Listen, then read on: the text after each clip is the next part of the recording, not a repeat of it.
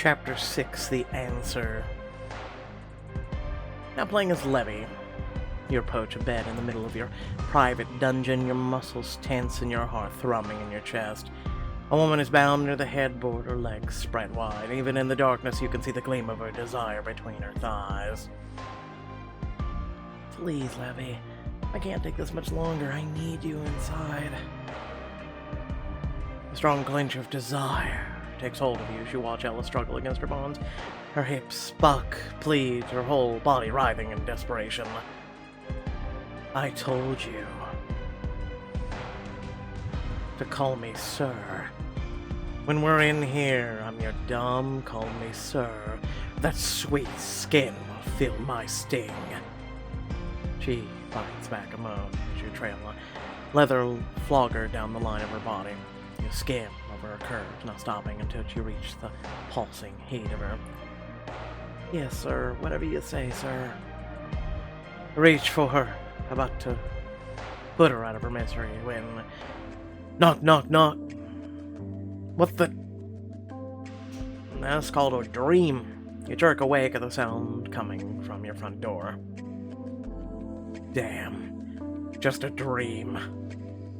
Groggy from sleep and hard with desire. You swing your legs out of bed and force yourself to a standing position. This had better be important. Yanking open the door, you let your annoyance cross your face. What the hell? Only to find her on the other side. She gives a start of surprise, a flush rising to her cheeks. Levy, please don't be mad at me anymore. I know we didn't leave things on the best note, but I want us to be friends. Friends? What for? Because I need someone I can count on. Someone I trust. She swallows reflexively. You can't tear yourself away from the movement of her throat until she speaks. I want to become a sub, Levy. And I want you to teach me how.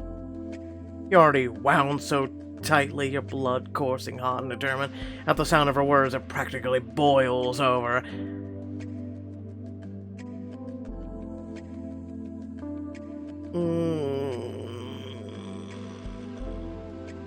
You shouldn't be here. It's in the middle of the night. What were you doing wandering the streets alone? Her look of surprise melts to one of amusement.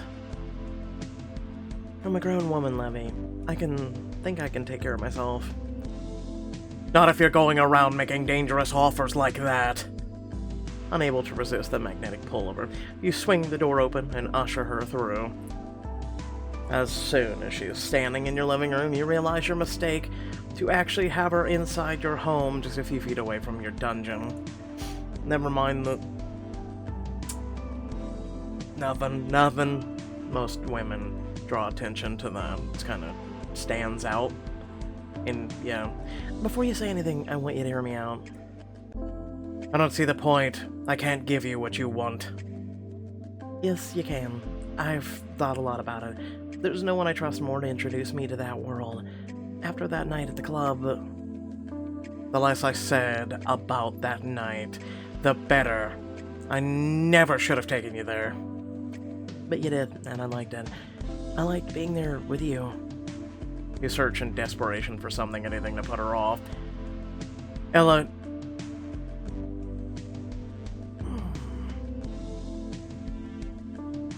You're my client.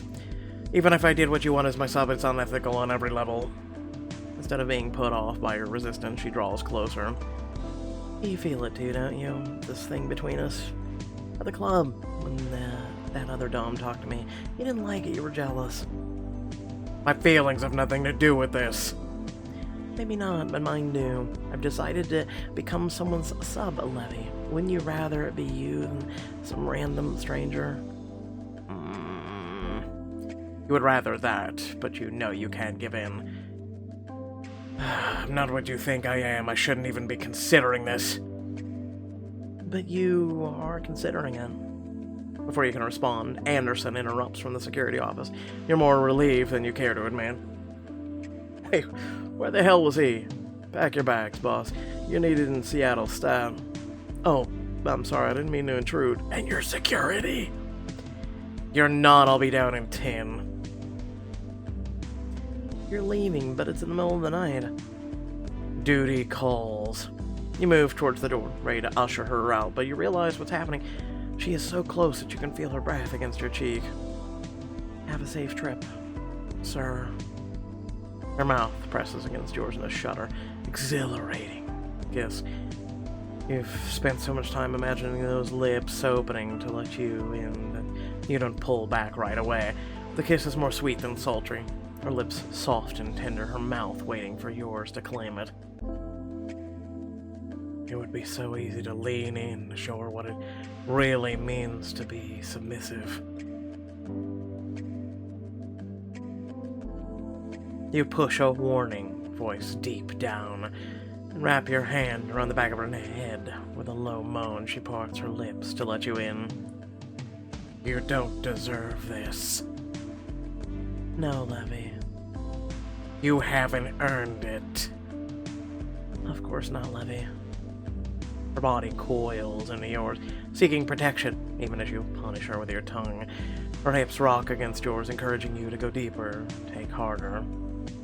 Damn it, Ellie, it's not supposed to be like this. You suddenly push her away, her breathing ragged. She looks as flustered as you feel, her lips plump and her eyes bright. Your anger has virtually no effect on her. She nods and takes a deep breath. Just think about it, Levy. That's all I ask. You watch her leave, knowing she's all you'll be able to think about as you head to Seattle. The flight from Chicago to Seattle is one you've taken many times before. It passes in a blur of coffee, sideways looks from Anderson, and a determined effort to focus on your laptop, none of which gets Ella out of your mind. Did you want to check into the hotel first, or should we head straight to your destination? We might as well get this over with, business before pleasure. As much as you wish you could say this is your first time at King County Jail, you know the bleak building well.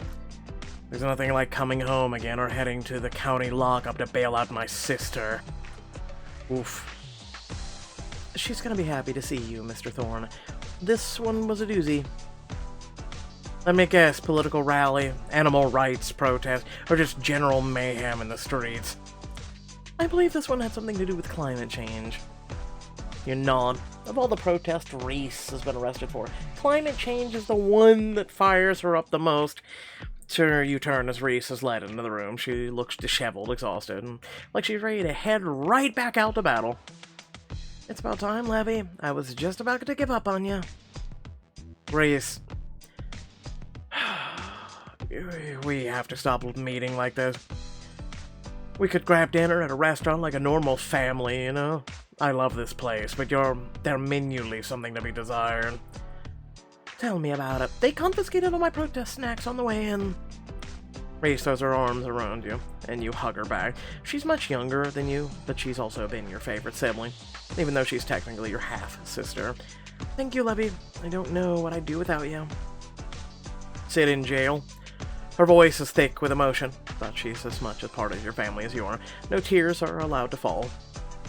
You know, I'm a divorce attorney, not a criminal one, right? One of these days, I'm gonna leave you in there. Yeah, right. There's nothing you love more than playing hero.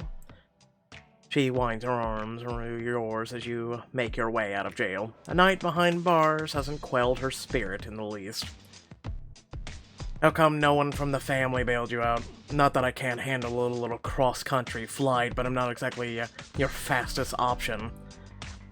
She rolls her eyes with heavy exaggeration. They're way too busy with their petty feuds to care what I'm doing. Dad even had the nerve to tell me I'm giving the family a bad name.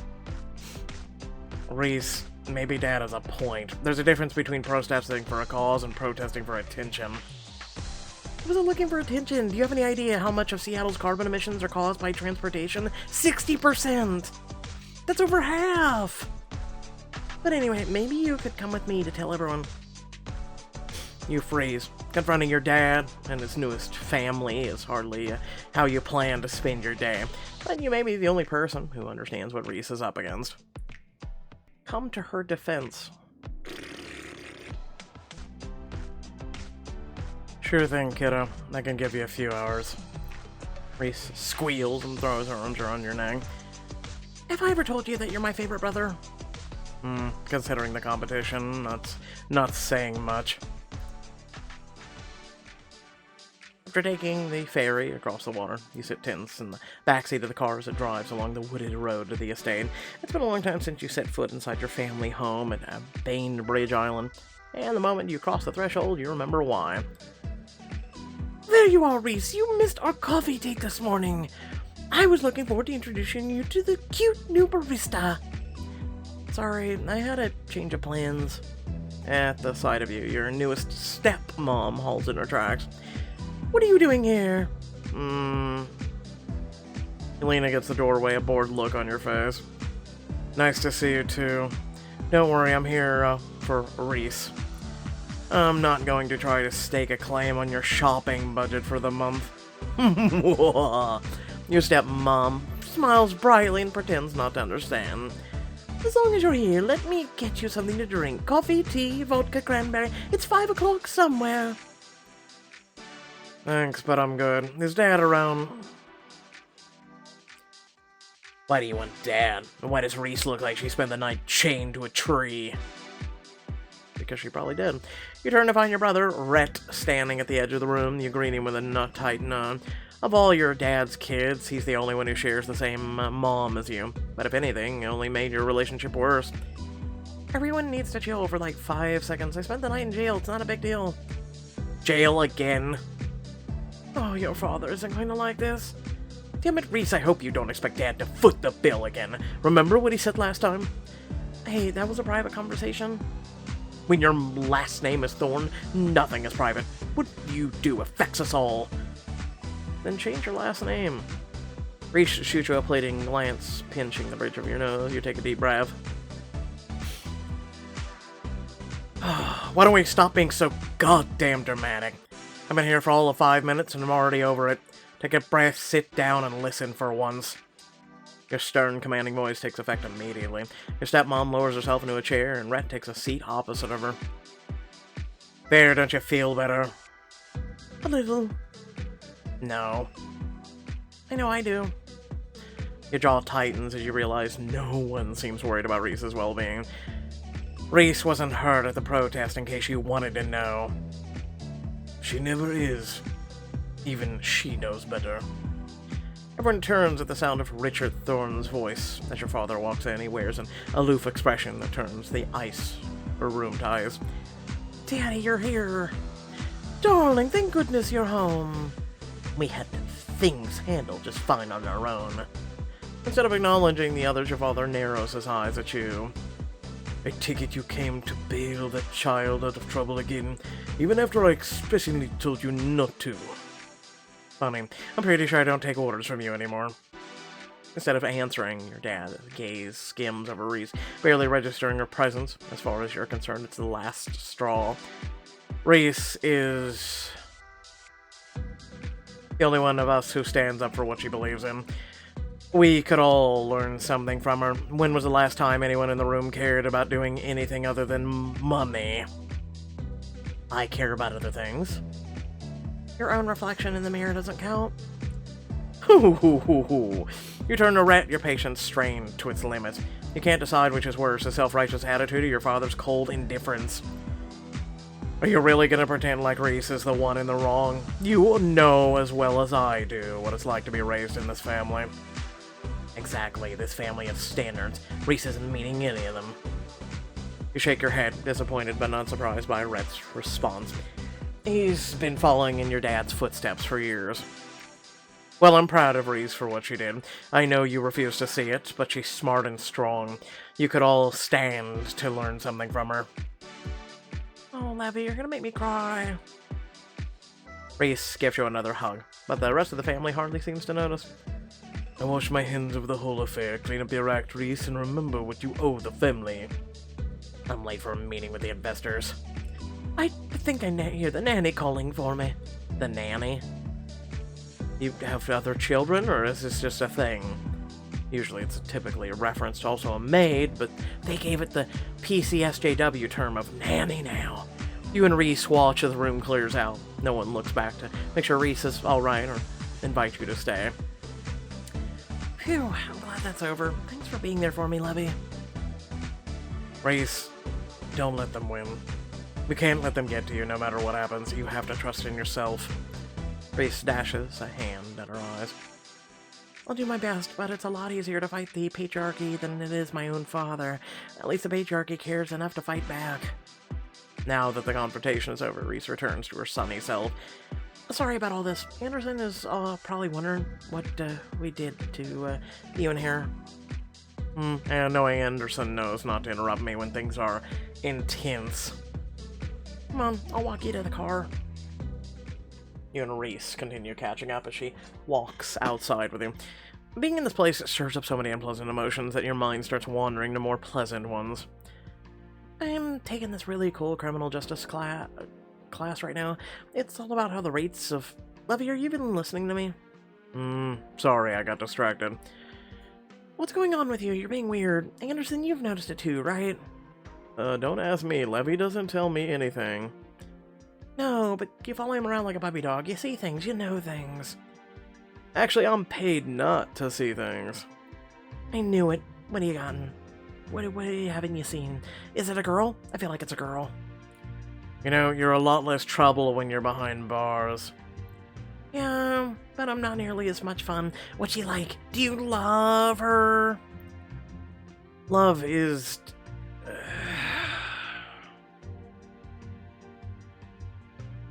complicated. When you've been around as long as I have, you learn nothing is black and white.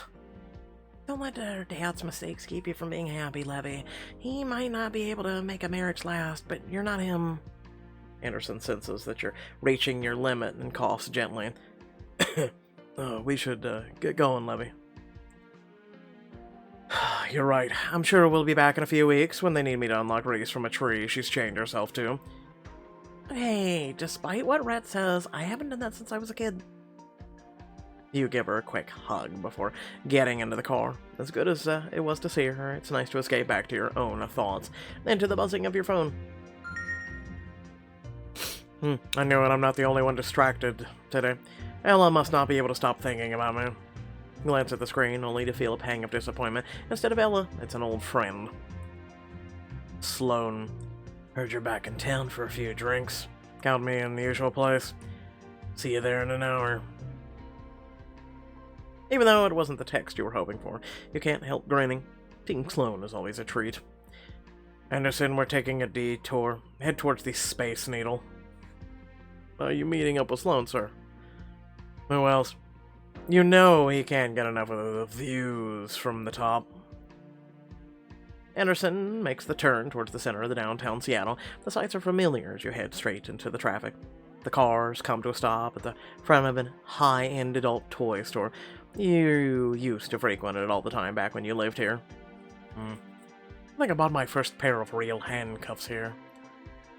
The window display showcases a flogger made of the finest Italian leather. A smooth ball tip on the handle promises untold agonies and ecstasies. The thought comes before you can stop it. The mental image is too tempting to ignore. Please, Levy, don't you want to use the flogger to punish me? Those tresses would look stunning lashed across Ella's skin. Diamond choice. You order Anderson to park as you slide out of the car and head into the shop. The products here are exquisite in a small town. You motion for a salesman to pick up the flogger in the window. I'll take that one, please. The wide cut looks as though it'll sting.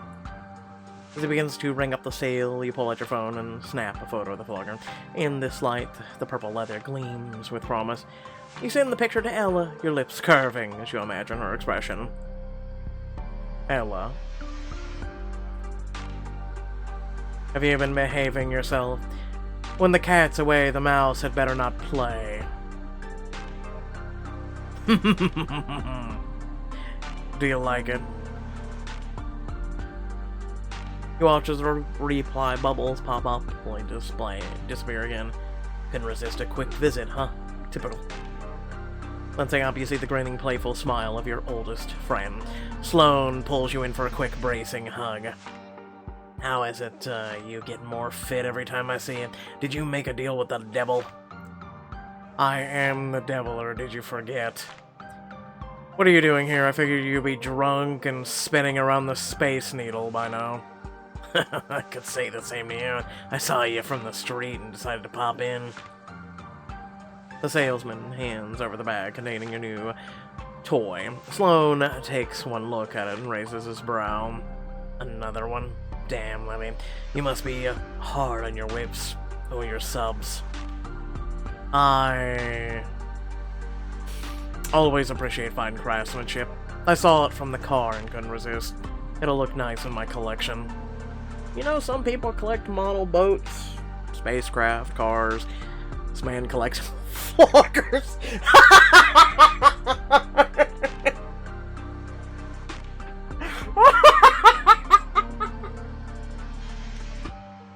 I couldn't resist. I couldn't resist. What you mean is, it'll look nice laid out across a round, naked ass. You all already know how to read between the lines. You thank the salesman and head towards the door. First round's on me, and I'm counting you for the next 5 or 6. Why do I get the feeling tonight is gonna bankrupt me?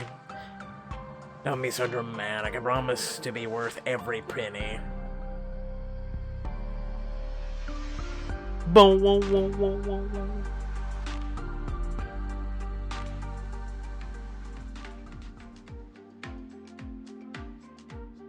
Soon, you and Sloane are seated at your favorite table at the revolving restaurant on the top of the Space Needle.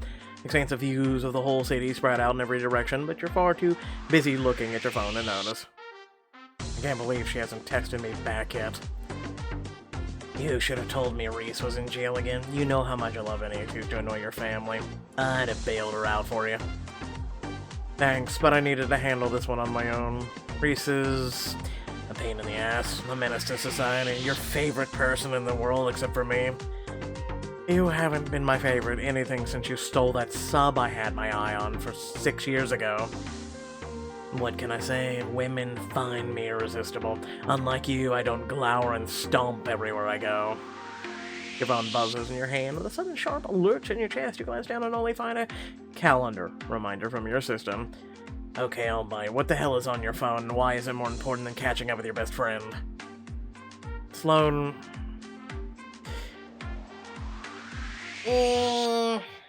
It's nothing work stuff, family stuff.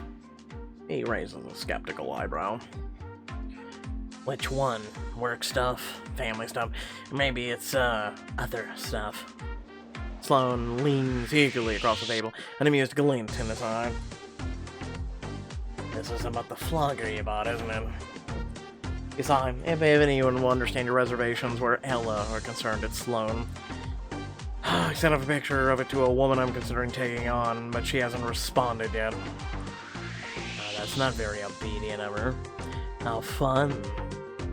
The divorced client of mine stopped by my apartment last night and asked me to be her dom. Oh, a bold request, I like it. Unless you've changed, you like it too. You've always preferred subs who are willing to ask for what they want. That's the problem, she's way too innocent for me. But I don't know how much longer I can fight it. Then don't. She wants to be your sub. You want her to be, you want to be her dom. As long as you take things slow and listen to her, what's to lose? You stare at him, annoyed at how simple he makes it all seem. And yet it is. And if you're not man enough to take her on, send her my way. Maybe I can break her in for you. Sloane, you wish. A surge of jealousy overtakes you, but you school your features in a calm mask. You're just upset because of all the good subs like me better. Sounds like you've already made up your mind. Instead of rising to the bait, you shove all thoughts of Ella aside. I'm tired of talking about me. How was your trip to Amsterdam? I hear you got up to a lot of trouble over there. He accepts the change of topic with a grin. You're safe from Ella for now. Later that night, you settle into your hotel room. Even though you're steeped in luxury and comfort, sleep is the last thing on your mind. The sheets around you are a tangled mess, your body tense, and your thoughts wound up in Ella. You sneak one last peek at your phone. Still nothing. I hate this feeling. I really do.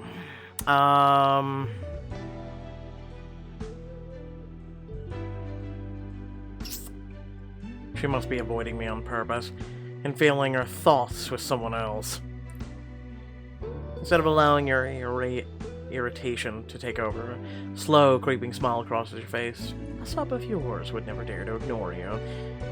If she's serious about wanting me to be her dom, then she'll pick up the phone when I call or else. Really, we're gonna call her? Hey, Ella, what's up? Yo, it's your boy. Before you can change your mind, you call her. She picks up on the first ring, her voice is breathless. Levy? You're damn right it's Levy. What's wrong? Are you mad? Your blood is already threatening to pound, hot and insistent as it courses through your veins. Of course I am. Do you have any idea what you did to me today? No. Did your business go well? Don't ignore my question. Why didn't you respond to my text? Oh, you mean the toy? Yes, Ella, the toy. I was trying to give you some space. I didn't want to push too hard. Hard is the only way I do things. I work hard, I play hard, I whip hard. The soft, reflexive whimper escapes her. I wanted to answer your text, Levy, I promise. It's all I've been able to think about. Ella. Tell me what you were thinking. Say it, Ella. I want to know what you imagine. I want to know if you touched yourself. I didn't, I swear. I only thought about where you'd whip me.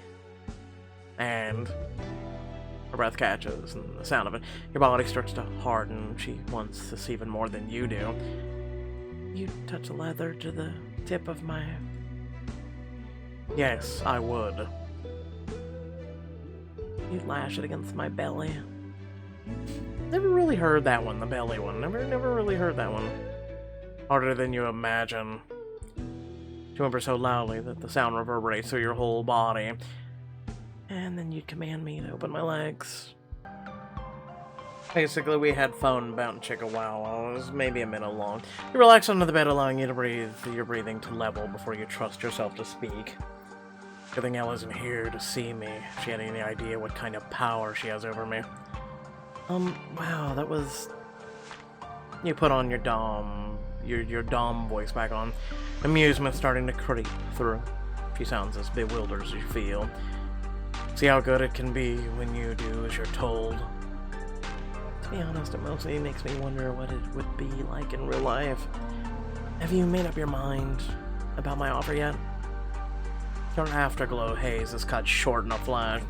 You're annoyed, but not by her. What was I thinking calling her like this? I'm only making this harder for myself. Ella... You know what? Forget I asked. You obviously need more time. I didn't mean to push. It's just... Now that I've had a taste of what it's like, I'm not sure I can ever go back. You share her sentiments wholeheartedly to admit it out loud, however. Good night, Ella. We'll talk when I get back. Take all the time you need. You hang up the phone before you can say the disastrous words about to form on your lips. The only thing I need right now is you. When you go back to Chicago the following night, you find yourself standing outside of her apartment. Levy, you're back. Did you want to come in? You shake your head. This'll be quick. Does that mean... I'll be your teacher, but I have 2 conditions. Rule 1. There will be no physical touching. I can teach you everything you need to know without crossing that line. You don't want to touch me? What I want... doesn't matter. As your teacher, my only job will be to make you feel comfortable exploring your boundaries. I can't do that if our relationship is physical one. What's the second condition? Rule 2 said we'll keep our feelings out of this. Once we start letting emotions in, relationships get complicated. But... I mean it, Ella. I'm not interested in breaking your heart. These conditions are non-negotiable. You pause, giving her time to digest the rules. To your surprise, she straightens her shoulders almost at once, a smile on her lips. Okay. I can agree to that. Then your training starts tomorrow. Prepare yourself. Interesting.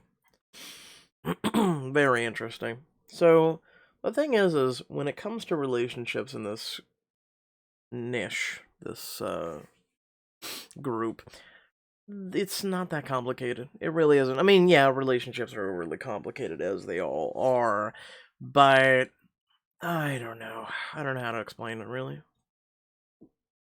I'll just leave it as is. You can fabricate. I'm not always good with my words myself, so I digress. I'm more of an actions person versus words. I'm gonna be real. There's sometimes I need a lot of time to think things out, and especially if I'm doing this live, which I am. Yeah, no, it's hard to. It's hard to have words come to me. But anyway, yeah, no, you guys didn't miss much. There was some phone bounce, chicka wow wow. That was it. That was it. You guys know what to do. It's on the screen. Without further ado, please do so. And hey, guess what? Make sure to also support the channel. There's a join button down there. There's Patreon, GoFundMe. There's a lot of things if you want to support the channel at all. Be like, you know what? You have 3,600 videos on this channel. You have years of entertainment. You continue to do this, and here, go buy yourself a coffee, or actually keep the electricity on, or, yeah, anything. Thanks for watching. Peace out.